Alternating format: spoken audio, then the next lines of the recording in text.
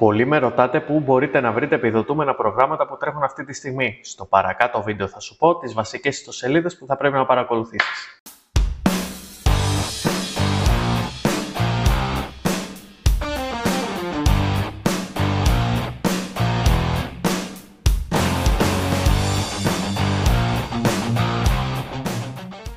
Μερικές ιστοσελίδες είναι το espa.gr, το ανταγωνιστικότητα.gr, το greece20.gov.gr, η ιστοσελίδα της Αναπτυξιακής Τράπεζας, η ιστοσελίδα της Διαχειριστικής Ευρωπαϊκών Προγραμμάτων και το site της ΔΥΠΑ.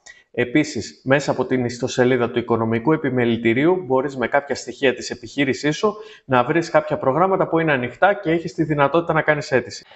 Επιπλέον, πρόσφατα άνοιξε και η πλατφόρμα Στέγαση, που μπορείς να βρεις ανοιχτά προγράμματα για την κατοικία σου. Όμως, και αυτό είναι σημαντικό, οι ευκαιρίες χάνονται πολύ γρήγορα. Αν δεν έχεις την καθοδήγηση κάποιου που γνωρίζει πώς να σε κατευθύνει σωστά, απλά μένουν χαμένες.